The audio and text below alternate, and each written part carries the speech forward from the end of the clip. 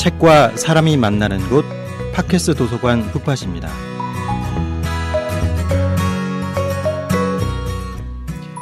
휴가를 뜻하는 바캉스의 어원은 라틴어 바카치온에서 왔다고 합니다.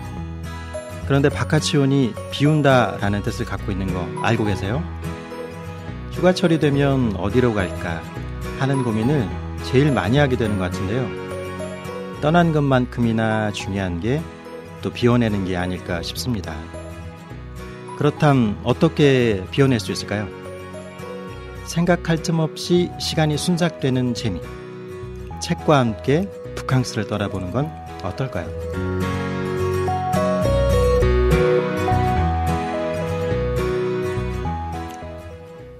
안녕하세요. 팟캐스트로 만나는 도서관 북팟. 저는 북팟지기 김영석입니다. 북팟 우리의 삶을 담은 책화분 북팟 우리 함께 만들어가요. 어떤 책을 읽어야 할까 어떤 얘기가 숨어 있을까 모두 함께 북팟.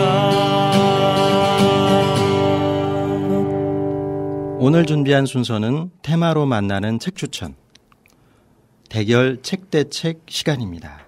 오늘 함께해 주실 사서분들을 모셔보도록 하겠습니다. 선생님 안녕하세요. 안녕하세요. 네, 안녕하세요. 네, 아이고 여기 오시는 동안 땀을 삐질삐질 흘리신 것 같은데. 너무 덥습니다. 예, 오다가 샛길로 빠지고 싶지 않으셨어요? 저는 오늘 진짜 땡땡이 치고 싶다. 학생이었으면 예, 어디 부러졌다고 할까? 그런 생각이 들 만큼 요즘 너무 더웠습니다. 예, 요즘 기본 온도가요 하루에 41도까지 올라간대요. 예, 그런데 이제 두 분은 이제 도서관에 있으니까 그나마 좀 시원하게 근무하지 않을까라는 그런 생각도 해보는데 도서관에서의 삶도 또 애로가 있겠죠? 애로가 없는 직업이. 그렇죠. 네. 남의 돈 이렇게 받고 사는 건 어려운 일입니다. 모두가 다 이렇게 덥지만 힘을 냈으면 좋겠고요. 우선 오늘 새로운 패널분이 계세요. 저희 스튜디오에 새로운 사서님이 나와 계신데 이 사서님 옆에 시즌 3부터 새롭게 합류하게 된 김사서님이십니다. 김사서님 반갑습니다. 네, 안녕하세요. 청취자분들께 간단히 자기소개 부탁드릴게요. 예, 다시 한번 인사드립니다. 안녕하세요. 오늘부터 책대책 코너로 함께하게 된 새로운 김사서입니다. 반갑습니다. 네, 김사서님의 활약 기대하겠습니다. 네. 자, 그럼 오늘의 대결 책대책 테마를 소개시켜 주시기 바랍니다. 네네. 요즘 찌는 듯한 무더위가 이어지고 있는데요. 제가 태어나서 네. 이런 날씨는 정말 처음인 것 같습니다. 네, 이런 날씨에 우리에게 필요한 거는 이 무더위를 잊게 해줄 단 한 권의 책이 아닌가 싶은데요. 실제로 출판업계 매출액도 야외 활동이 어려운 겨울이나 여름에 상대적으로 높다고 하는데요. 맞아요. 이런 날엔 집에서 네네. 아이스커피 마시면서 책 보는 재미가 맞습니다. 좋죠. 또 저희 북파 청취자분들은 또 그것이 또 생활의 낙이 그렇죠. 아니겠습니까? 예. 네. 그래서 저희가 오늘은 이제 휴가 때 읽기 좋은 장르 소설이라는 테마로 준비해봤어요. 네. 그래서 추리 소설이라던가 스릴러, 공포, SF, 판타지, 로맨스까지 이야기의 힘을 느낄 수 있는 이런 소설들을 여러분께 소개해드리고 함께 이야기 나눠보도록 하겠습니다. 저도 평소에는 저희가 조금 어렵고 또 진지한 책 위주로 그렇죠. 소개를 해드렸는데 오늘 요 테마는 참 모든 분들이 일단은 재미가 있어야 되는 거잖아요. 일단 재미 독서가 위주로 재미도 있고 하겠습니다. 재미도 아주 큰 요소잖아요. 사람들이 그렇죠. 책을 찾는 그런 의미로 이렇게 좋은 것 같고 저도 아주 기대가 됩니다. 자, 그러면은 이제 두 분이 책을 각각 준비하셨는데 김사서님의 추천 책부터 소개를 부탁드릴게요. 네, 제가 먼저 소개해드리겠습니다. 제가 이번에 추천해드릴 책은 손원평 작가의 아몬드라는 도서입니다. 아몬드요? 네. 아니, 뭔가 이게 은유가 있는 것 같아요. 그냥 먹는 아몬드 얘기는 아닌 것 같아요. 맞습니다. 소개해드릴 텐데요. 네. 아몬드는 완득이 위저드 베이커리를 잇는 제10회 창비 청소년 문학상 수상작입니다. 네. 네, 주인공 윤재는 MC분 말씀처럼 머릿속 아몬드 모양의 편도체가 작아서 감정을 느끼지 못하는 소년인데요. 그러니까 우리 왜 뇌한 구조 중에 하나에 편도체라는 기능을 담당하는 게 있는데 그 맞습니다. 모양이 아몬드를 닮았다는 얘기구나. 네네. 아, 예. 예, 그래서 윤재는요. 네. 행복, 분노, 사랑, 슬픔, 공포 같은 네네. 감정은 전부 알 수 없는 감정일 뿐입니다. 아. 네, 그런 윤재가 세상으로부터 상처를 받을까 걱정하면서 윤재의 엄마와 할머니는 평범하게 살아가는 법을 열심히 가르치시는데요. 네. 그러나 윤재가 다른 아이들과 뭔가 다르고 이상하다는 건 금세 드러나게 됩니다. 그렇죠. 아무래도 이제 누군가가 이렇게 슬퍼하는데 옆에서 아무 반응이 없다던가 그러면 그렇죠. 예, 이게 사회생활하기 어려울 것 같아요. 예, 맞습니다. 네. 그러던 와중에 이제 윤재의 17살 생일을 맞아서 시내로 외식을 나갔던 윤재네 가족에게 이른바 묻지마 살인 사건의 피해자가 되는 가슴 아픈 사건이 윤재네 가족이 묻지마 살인 사건에 의해서 피해자가 되는 거예요. 엄마나 할머니 얘기인가요? 예, 엄마나 할머니가 돌아가시게 되는 사건이 일어나는 거죠. 네네. 그래서 소년 윤재는 자신이 누구보다 평범하게 살길 바랬던 엄마를 떠올리면서 자신에게 닥친 시련을 이겨내고자 노력합니다. 그러는 과정에서 특별한 친구인 고니와 도라를 만나게 되고 그들을 통해 세상을 외우는 것이 아니라 진심으로 이해해 보려고 노력하게 됩니다. 아, 그러니까 사실 저는 이게 상상은 잘 안 돼요. 왜냐하면 이게 감정이 없다는 거잖아요. 네. 그러니까는 근데 그거가 어머니가 돌아가셨음에도 불구하고 그 사실을 이해하지만 그러니까 슬픔의 감정이 제대로 스스로 전달이 안 되는 거잖아요. 예, 윤재는 슬픔을 느끼지 못하고 어머니의 부재만 이해하는 거죠. 아, 그러니까 그럼에도 불구하고 여기서 이제 또 특별한 친구 2명이 나오는데 그들을 통해서 이제 어떤 식으로 세상을 이해해야 될까라는 것에 그 여정이 담겨 있는 소설인 것 같아요. 예, 맞습니다. 예. 근데 여러 가지 책 중에서 저도 사실 이 영어덜트 장르 소설을 좋아하거든요. 근데 그럼에도 또 아몬드를 선택한 이유가 있을 것 같아요. 우선은 제가 아몬드를 선택한 이유는요. 아무래도 이번 테마가 책과 함께 떠나는 휴가잖아요. 그렇죠. 그래서 어렵거나 무거운 책보다는 좀 한 장 한 장 빠르고 쉽게 넘어가는 책을 추천하고 싶었습니다. 네. 그리고 빠른 호흡으로 전개되는 집중력 있는 이야기, 찝찝하지 않은 결말, 어렵지 않은 문체 등이 우리가 쉬는 시간 동안 단숨에 읽어내기 좋은 소설이 아닐까 생각했습니다. 그러니까 이렇게 소재는 조금 좀 어렵고 딱딱하지만 이 내용이 전개되는 방식이나 이런 것들은 아주 스피디하고 또 그렇게 너무 어렵지 않게 쓰여진 책인가 봐요. 예, 맞습니다. 예, 저도 제일 여기서 지금 선생님 소개 중에 제일 좋았던 게 찝찝하지 않은 결말. 예, 맞아요. 어떤 책을 읽어보면은 그 열릴 결말이라고도 하지만 도대체 이거 이렇게까지 이렇게 결론을 내야 돼? 막 이런 느낌이 주는 소설이 있거든요. 예, 근데 그렇지 않은 결말이라고 선생님이 소개를 해주셔서 이거 읽어봐야겠는데 그런 생각이 더 드는 것 같아요. 네, 맞습니다. 사실 이 책은요, 윤재 이야기라기보다는요, 감정불능 시대를 살고 있는 우리 사회에 대한 이야기라고 생각이 되는데요. 이제 저 역시도 더 이상 쓸데없는 감정 소비하고 싶지 않다라는 말을 자주 하게 되는 것 같아요. 예. 네. 지치고 각박한 사회생활 속에서 누군가를 공감하고 위로한다는 것 자체가 사실 위선처럼 느껴질 때도 있고요. 그렇죠. 또 타인뿐만 아니라 내 감정에도 많이 무뎌지잖아요. 맞아요. 그래서 이제 휴가 기간 동안 감정불능 소년 윤재가 던지는 수많은 물음을 읽다 보면은 도리어 가짜 감정에 지친 나의 감정에 대해서도 돌보게 되지 않을까. 맞아요. 우리가 특히 이제 사회생활, 직장생활 하다 보면은 그러니까 악의가 없는 거짓말, 왜 화이트 거짓말이라고 하잖아요. 네네. 괜히 그렇죠. 이제 별로 좋아하지도 않는 상사가 머리 스타일을 바꿔 너무 멋지신데요. 오늘 너무 잘 어울려 뭐 이런 얘기를 한다든지 뭐 정말 먹고 싶지 않은 메뉴를 오늘 뭐 순두부찌개 어때요? 그러면 아침부터 저 그거 너무 먹고 싶어요. 이렇게 DNA에 내재되어 있는 거짓말이 이렇게 툭툭툭툭 튀어나올 때가 있는데 맞습니다. 그것도 한두 번이지. 네. 그러니까는 어느 날 보면 이런 생각이 들 때가 있잖아요. 이렇게까지 내가 해야 되나?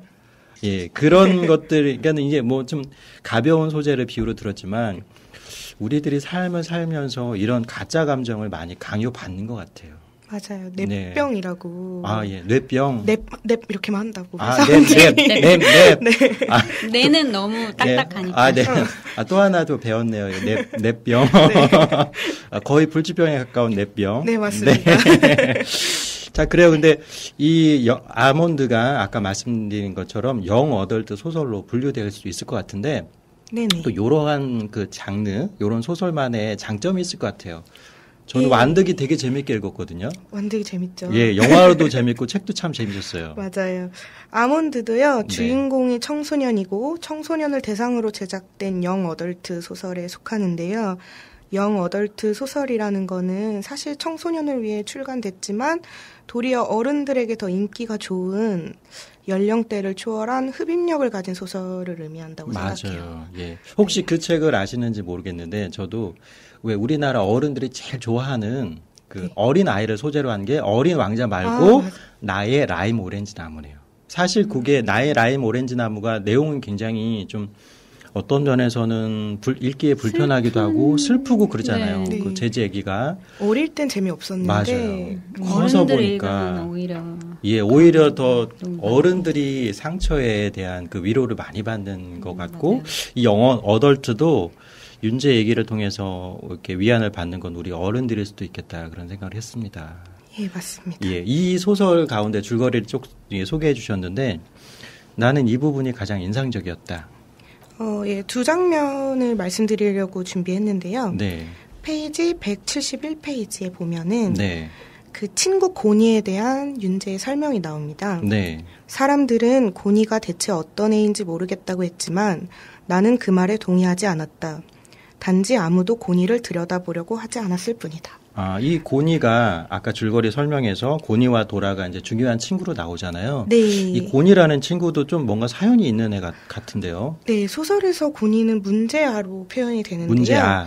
예, 우리는 우리의 시선으로 고니를 문제아라고 단정 지었지만 네. 윤재가 감정을 배제하고 본 고니는 사실 아무도 들여다보려고 하지 않은 좋은 아이였던 거죠. 아, 네. 그러니까 사회의 잣대로 보는 것과 윤재처럼 마음을 비우고 바라봤을 때는 오히려 고니가 더 상처받고 소외된 그 네, 모습도 맞습니다. 있는 거고. 아, 네. 이게 의외로 또 재미뿐만 아니라 생각할 거리를 주는 것 같아요. 예, 맞아요. 예.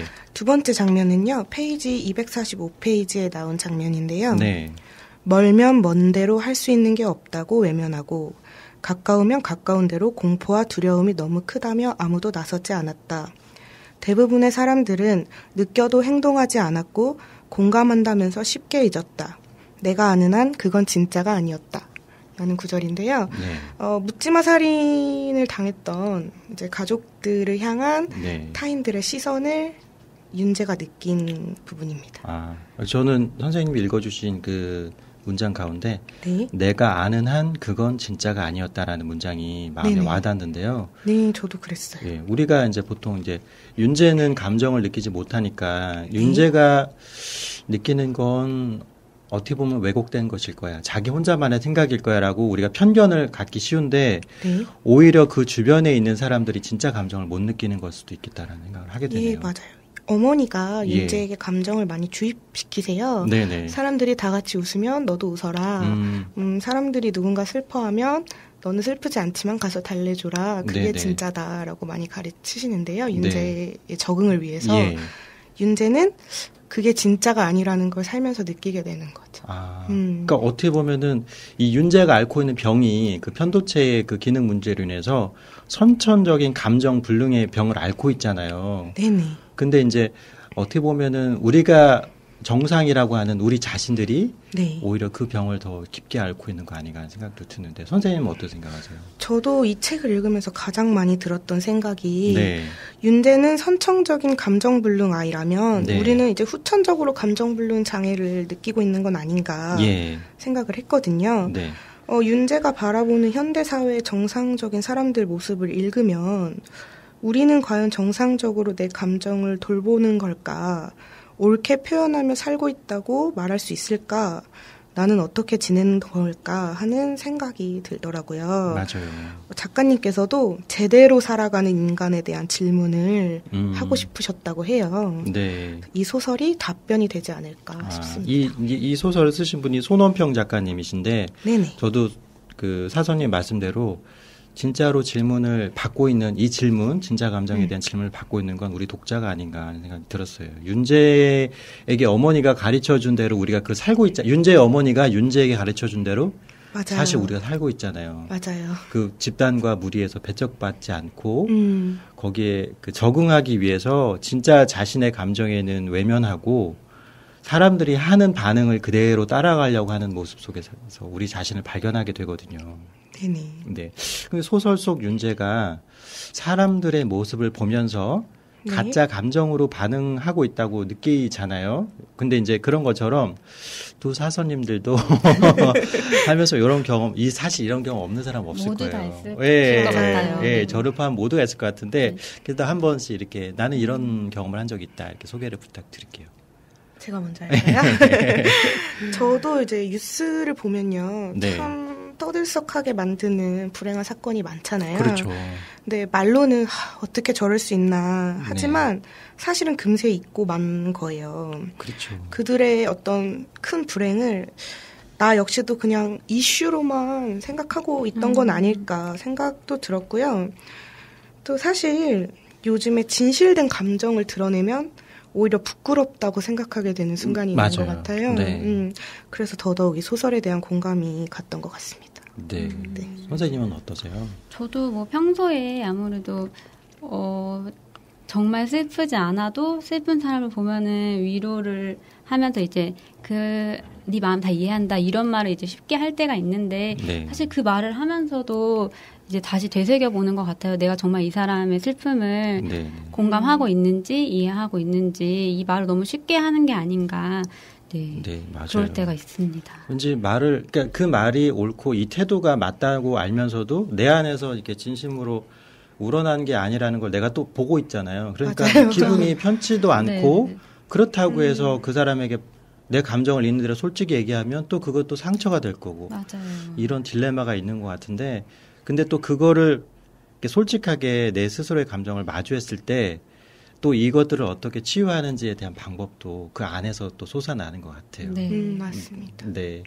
내일부터라도 저는 이제 윗사람이 이제 이거 먹자 그러면은 싫어요 저 그거 먹고 싶잖아요. 이렇게 얘기를 해봐야겠습니다. 네. 자, 오늘 정말 아몬드라는 책 너무 이렇게 재밌는 책이고 또 꼭 봐야 될 책인 것 같아서 저도 당장 도서관에 가서 빌려봐야겠다 생각을 했습니다. 네, 수고하셨습니다. 감사합니다. 예, 그러면 이제 두 번째 이사서의 추천책 코너 소개 시간인데요. 어떤 책 준비하셨어요? 네, 제가 오늘 가져온 책은 작가 김원수가 2010년에 출간한 소설 설계자들입니다. 이거 청취자분들이 헷갈릴 수도 있는데 네네네. 소설가 김연수 님이 아니고 김언수 작가님입니다. 김원수 작가님. 네, 많이 헷갈려 하시더라고요. 맞아요. 청춘의 문장들이나 파도가 바다의 1이라면을 쓴 김연수 작가님 워낙 유명하시기 때문에 근데 이분은 캐비닛과 그 뜨거운 피라는 작품을 쓰신 김언수라는 작가님이시고요. 네네. 그 처음에는 설계자들이라는 제목을 보고 건축 관련 얘기가 약간 의아했었는데. 그리고 이 제목 비슷한 또 영화가 있었잖아요. 김우빈 나오고 나와가지고 범죄를 설계하고 그래서 이런 얘기인가 막 했었는데 궁금했어요. 네, 이 소설은 그 누군가의 죽음을 의뢰받아서 암살을 계획하는 설계자들과 이걸 그 깔끔하게 처리하는 암살자들의 이야기입니다. 그러니까 여기에 나오는 설계라는 것은 암살을 설계한다는 뜻이죠. 제가 또 좋아하는 범죄물이네요. 네. 자, 그러면 구체적으로 조금만 더 설명을 부탁드릴게요. 네네. 이 소설에는 크게 두 가지 집단이 대립하는 내용인데요. 먼저 이 개들의 도서관이라는 공간이 있어요. 도서관이? 네, 실제 도서관인데 아무도 이 도서관에서는 책을 읽지 않습니다. 그래서 무서워서 책 읽겠나. 네네. 그래서 이 도서관의 관장인 너구리 영감은 그 암살 청부 집단의 보스고요. 네, 그 너구리 영감의 양아들인 내생이라는 주인공이 암살을 실행하는 암살자입니다. 아, 네. 그리고 이 개들의 도서관 안에서 그 정보를 수집하는 그림자 역할의 정한이라는 인물이 있고요. 네. 또 이런 암살자들을 훈련하는 훈련관 아저씨라는 사람이 있어요. 네네. 그래서 이 사람들이 암살 청부 집단을 이루고 있는데 이 대립하는 그 등장 인물이 관장인 너구리 영감 밑에서 성장한 한자라는 인물입니다. 아, 이인자가 또 이렇게. 네, 예. 네, 또 외국에 유학까지 갔다 와서 현재는 네. 이제 기업형 보안 회사의 CEO로 그러니까는 성장을 이 한 사람이 인물인데 범죄자지. 영화 야, 완전 네네네. 이거 완전 영화. 이거는 진짜 눈에 막 그려지잖아요. 네네네. 그 등장 인물들의 구도나 이런 것들이 네네. 아주 팽팽한 긴장감이 느껴지는데.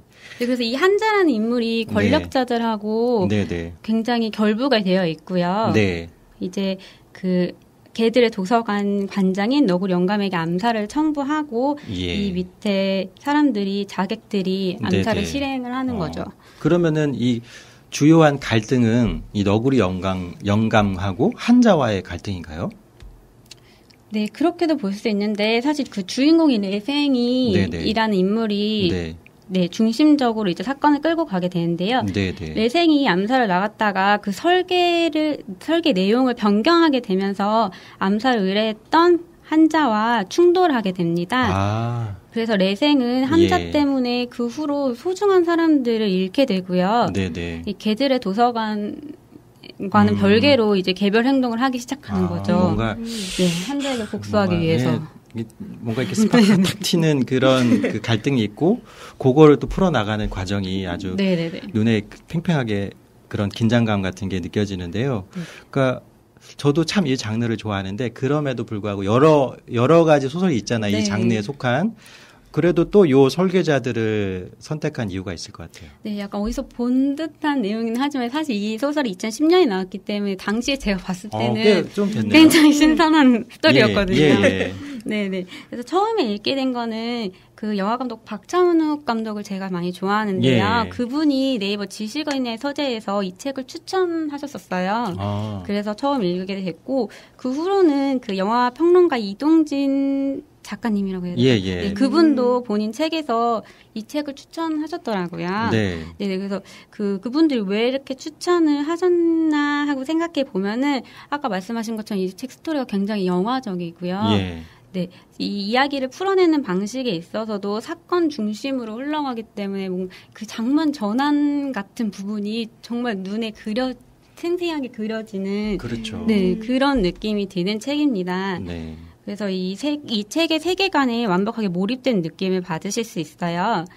머릿속으로 다들 이제 이 책을 읽고 나면은 레생과 그렇죠. 너구리 영감과 예.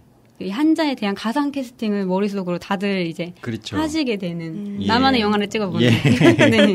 아니 사실 요런 류의 소설은 또 개연성이 되게 중요한데 네. 이게 간단히 줄거리 소개만 들어봐도 그런 개연성이 탄탄해가지고 네, 네. 이게 소설이 흘러가는 데 있어서 몰입도가 정말 좋을 것 같아요. 네, 그리고 이 소설 같은 경우에는 분위기가 좀 독특하다고 제가 느낌을 받았는데요. 예. 등장인물인 레생이나 또 미토라는 인물도 있고 네네. 너구리 영감, 털보, 한자, 이발사, 사팔뜨기, 사석까지 그 한국인들의 이름 그 성을 포함한 세 글자 이름을 가진 인물이 없어요. 그래서 처음엔 이게 배경이 한국인가 아닌가 되게 많이 헷갈렸었는데 네. 그런 약간 독특한 느낌이 그러게요. 있고요. 그러니까 레생, 미토, 뭐 한자 뭐 이런 거 보니까 이름에도 은유가 담겨 있나 하는 생각이 들 정도네요. 네네네. 네, 그래서 매력적입니다. 또 그런 이름들의 의미도 또 생각해 볼 수 있고 예. 또 이 개들의 도서관이라는 공간도 굉장히 독특한데요. 묘사가 잘 되어 있나요? 네. 그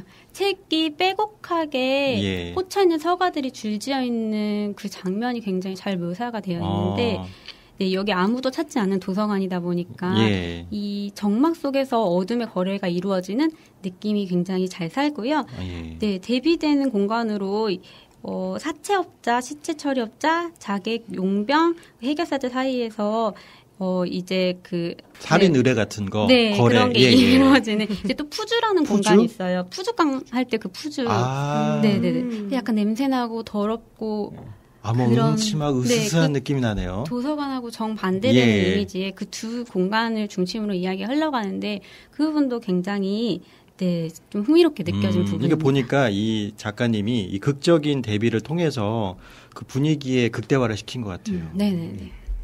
그리고 저는 이렇게 선생님 소개 듣고 더 좋았던 게 이게 국내 작가 책이어서 더 좋았던 것 같아요. 맞습니다. 제가 이 책을 선정한 이유 중 가장 큰 이유가 이 책이 한국 소설 중에 제가 제일 재밌게 읽은 소설이라는 건데요. 그 추리소설 하면은 국내에서는 히가시노 게이고가 굉장히 꾸준하게 많이 책이 판매되고 있잖아요. 그 외에도 뭐 미야베 미유키라던가 일본 추리소설이 한 장르? 섹션이 돼서 우리가 추림을 하면 딱 일본 작가 생각 떠올릴 정도잖아요. 그렇게 일본 소설을 많이 읽고 계시고 또 미국에서는 최근에 이제 걸온 더 트레인이나 나를 찾아줘 같은 여성이 주도하는 그런 추리물이 주목을 받고 있는데요. 한국 소설도 충분히 재미있다는 걸 저는 이 책을 통해서 조금 말씀드리고 싶었고요. 이 설계자들이라는 소설이 이야기를 끌고 가는 힘이 강력하기 때문에 절대 지루하지 않으실 것 같아요. 그래서 휴가 때 읽기에 좋은 책인 것 같습니다. 네, 근데 이 내용이 스토리라인이 약간 좀 이렇게 탄탄하면서도 또 긴 것 같아요. 근데 그 중에서 이 부분은 정말 몰입도가 가장 높았다라는 장면이 있을까요? 제가 이 책에서 가장 좋아하는 부분은 이 10번째 챕터를 보시면은 한 장면, 한 씬으로만 계속 롱테이크 씬처럼 이루어져 있는데요. 그 주인공인 자객 레센과 대립하는 칼잡이 이발사라는 인물이 대결을 하는 장면입니다. 그래서 소설에서 유일한 1대1 대결 장면인데요. 둘 다 자객이기 때문에 실력이 엄청난 사람들인 거예요. 그래서 이 고수구나. 고수들이 이 나이프 하나씩 들고서 액션씬을 벌이는데요. 소설을 읽으면서 정말 영화를 보는 것처럼 이렇게 눈에 그려질 수가 있는가. 저는 이게 액션씬 딱 떠올리면요. 두 작품이 생각나는데 하나는 94년생은 모를 수도 있어요. 이렇게 밝혀지나요? 김선호님. 올드보이의 장도리 씬. 맞아요. 그거하고 그 원빈이 마지막으로 출연했던 영화 아저씨에서 나오는 한 발 남았다. 굉장히 그 액션 씬이지만 우아하면서도 긴장이 팽팽히 묻어나지 않는데 이 장면이 정말 액션 씬인데 우아한 느낌이 글로 저한테 와닿습니다. 그래서 이 장면 굉장히 좋아하고요. 자세한 내용은 조금 말씀드리기가 어려워요. 직접 읽어보시면 될 것 같습니다.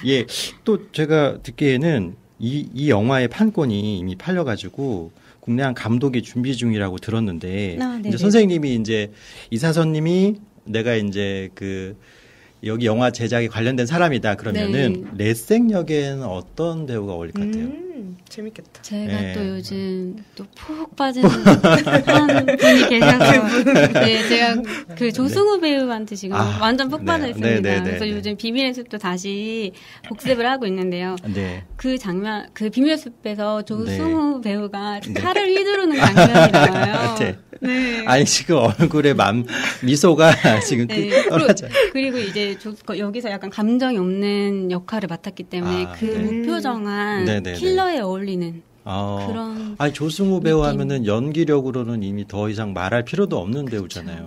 저는 이제 내부자들을 굉장히 재밌게 봤고 뭐 타짜야 말할 것도 없고 너무 이렇게 웬만한 명작에는 다 조승우 배우가 있어요. 잘 어울릴 것 같긴 합니다. MC 선생님 혹시? 저는 요즘 떠오르는 배우 있잖아요. 박정민이라고 혹시 윤봉주에 나온. 저 박정민도 너무 팬이에요. 연기 귀신이라고 들었어요. 지독한 연기 귀신. 근데 이제 그러니까 이 영화에서는 그런 외적인 이미지도 중요하지만 그 캐릭터를 살려내는 연기력이 진짜 관건인 것 같아요. 근데 이제 저도 1순위로 조승우 이사님의 강력한 그것도 있고 생각해 보니까 정말 그 이미지도 어울릴 것도 같아요. 우수가 묻어나는 외모를 갖고 있잖아요. 보고 싶네요. 꼭 영화화 됐으면 좋겠고 캐스팅됐으면 좋겠어요. 조승우 씨가 캐스팅되면 더할 나위 없을 것 같아요. 자, 그러면은 우리가 이제 이거 오늘 마무리하기 전에 제가 두 분한테 공통으로 드리고 싶은 질문이 있어요. 그러니까 암살자 집단이란 독특한 소재가 언뜻 가벼운 장르물로 생각할 수도 있겠지만 저는 오히려 이런 그 오락물 책을 통해서 인생에 대해 더 깊이 생각해 보게 되는 기회를 얻을 수 있을 것 같은데요. 네. 설계라는 것을 일종의 은유로 생각한다면 삶의 운명에 대해서 한 번쯤 생각해보는 기회를 얻을 수 있을 것 같은데 두 사선님들은 운명이 있다고 믿으십니까? 저는 개인적으로 믿지 않는 편입니다. 예. 네. 예. 이유가 있어요. 네. 아니, 딱히 이유는 없고, 예. 네, 그냥 인생이란 게 굉장히 사소한 계기로도 완전히 방향이 달라질 맞아요. 수도 예. 있잖아요. 나비 효과라는 말도 네. 있잖아요. 예. 그래서 정해져 있는 운명이란 게 있는 게 가능할까? 이런 생각을 많이 하기도 해요. 네네. 그래서 이제 내 인생은 이제 내가 생각하는 대로 다 네. 가진 않지만 거기 달려 있다라고 많이 생각하는 편입니다. 네. 김사선님은 어떻게 생각하세요? 저는 사실은 운명이 있다고 믿는. 네네. 저는 사주팔자예요. 아, 좋습니다. 매니아입니다. 타로 카드 가끔 보고 네. 그러지 않으세요? 꼭 가야 합니다. 큰일 있을 때. 네. 근데 사실 운명은 믿는 네. 사람한테만 적용된다는 말이 있대요. 맞아요. 네. 그래서 운명을 믿지만 네. 운명이려니 하고 단정을 짓거나 자포자기하는 것보다는 그러니까 더 조심해야겠다. 그냥 그러니까 더 노력해야겠다. 이 그렇죠. 정도의 선에서 네. 네, 운명을 믿는. 제가 이제 이렇게 한 말씀 이렇게 딱 던져드릴게요. 7, 8월에는 물을 조심해라. 아, 오늘 수영 가는데. 아, 오늘 조심하셔야 됩니다. 접시물도 조심해야 돼요. 아무튼 저는 뭐 운명이 있다 없다 믿는 사람은 아니지만, 그러니까는 영화 혹시 노인을 위한 나라는 없다라는 그 원작이 있죠. 메카시의 원작인데 거기도 보면은 네네. 운명을 우연과 동일시하는 장면이 나와요. 거기도 소시오패스 그 킬러가 사람을 죽일 때 동전을 던지게 하거든요. 네. 그래서 자기 마음에 앞면이라고 생각을 하면 죽이고 뒷면이면 그냥 보내주고 하는데, 그러니까 거기서는 그 우연이라는 거, 삶에서 느껴지는 랜덤, 우연이라는 것이 그 운명과 그 어떤 은유를 통해서 이 소설 속에서 영화 속에서 나타내는데, 아, 그런 것 같기도 하다. 운명이란 게 따로 있나 하는 생각이 들고, 또 하나 저는 운명론 하면 생각나는 사람이 있는데, 여러분 네. 그 일본에 우리나라를 침략했던 도요토미 히데요시라는 그 전국시대 네, 네. 무장 있잖아요. 이 사람이 자서전을 읽어보면은, 이 사람이 전기를 읽어보면, 어느 날 이렇게 손금을 보러 갔대요. 김사선님 저 이거 좋아하나 봐요. 그랬더니 당신의 운명은 별로다. 그래서 왜 그러냐 했더니 뭐 어느 한 손금이 이게 쭉 일자로 갔으면은 대성할 팔자인데 그게 아니어서 그랬다 했더니 이 사람이 그 점장이가 보는 앞에서 칼을 꺼내서 자기 손을 이렇게 쭉 그었대요. 그러니까 그게 뭐냐면 그 사선님 말씀대로 운명이란 자기가 개척하기 나름 아닌가. 그쵸. 그러니까 어떻게 믿느냐도 자기 자유지만 또 그것을 어떻게 극복하느냐도 또 자기 자유인 것 맞아요. 같아요. 네. 자, 이제 우리가 이제 잡담을 조금 나누었고 이제 마지막 저와 작가님 그리고 PD님의 투표로 오늘의 추천책을 선정하도록 할 텐데요. 자, 두 분 이제 준비되셨나요? 제 기억에 지난번 이사선님이 이기신 거로 아는데 네. 저도 마음속으로 조금 기우는 작품이 있긴 있습니다. 두 작품 다 매력이 있기 때문에 뭐가 더 좋다 이렇게 말씀드리기는 어렵지만은 글쎄요. 자, 그럼 투표가 진행되는 동안 오늘 함께해 주신 소감 한마디 짧게 부탁드릴게요. 네. 네, 김사선님부터. 예. 오늘 처음 이렇게 출연하게 됐는데요. 네. 너무 즐거웠고 네. 민폐를 끼친 게 아닌가. 아닙니다. 예, 김사선님 너무 얼마나 재밌어요. 잘하셨는데요. 예. 오늘 너무 저의 많은 것을 예. 나이와 사주와 네. 다음에는요 더 예. 열심히 준비해서 네, 아니 정말 저는 오늘 준비해 주신 책 얘기 들으면서 정말 즐거웠어요. 청취자분들도 감사합니다. 그랬을 것 같아요. 네, 사선님. 네, 저도 오늘 즐거웠고요. 네, 네, 항상 아쉬운 마음이 들면서 반성을 또 하게 되는 것 같습니다. 네, 오늘도 김사선님과 저희 MC 선생님과 네. 함께해서 즐거운 시간이었습니다. 네. 다음 감사합니다. 또 책제책 코너가 있으니까 그때는 설계를 네. 너구리 영감처럼 네. 아주 이렇게 해가지고 오시면은 더 재밌을 것 같아요. 근데 저는 오늘 정말 즐거웠습니다. 네, 저 분위기가 좀 많이 편해진 것 같아요. 예. 저희 몇 번 이제 뵈서 그런가요? 그럼요. 요 코너가 이제 자리를 잡아가는 것 같아요. 저도 기대가 되는 코너입니다. 네. 자, 그럼 이제 결과가 나왔는데요. 북캉스로 함께 떠나는 장르 소설. 오늘의 추천 책은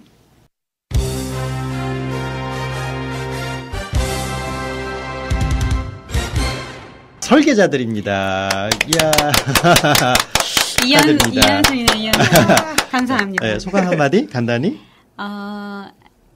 김원수 작가님께 감사드립니다. 예, 좋은 작품 많이 써주세요. 예, 저도 네. 잘 읽어보도록 하겠습니다. 자, 오늘 함께해 주신 김사선님, 이사선님 감사드리고요. 다음 시간에는 또 어떤 테마와 책 이야기로 찾아오실지 기대해 보겠습니다. 오늘 함께해 주셔서 감사합니다. 감사합니다. 네, 오늘 함께해 주신 김사선님, 이사선님께서 추천해 주신 책 소장 정보 안내해 드리겠습니다. 자, 오늘 추천 책으로 소개된 설계자들은 도봉문화정보도서관, 도봉구청 행복작은도서관에서 만나보실 수 있고요. 아몬드는 도봉문화정보도서관, 항마을도서관, 도봉기적의도서관에서 만나보실 수 있습니다.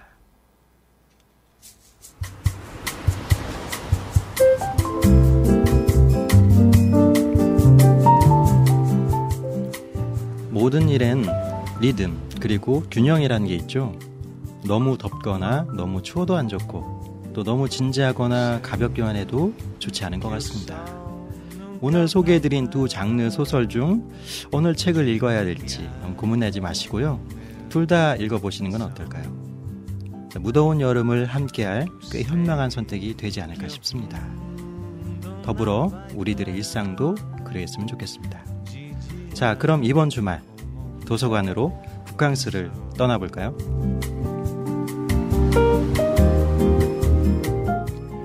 오늘 순서를 마칠 시간입니다. 다음 시간에는 고민 사연을 책 이야기를 통해 풀어보는 북테라피 코너로 찾아오겠습니다. 그럼 다음 주에 만나요.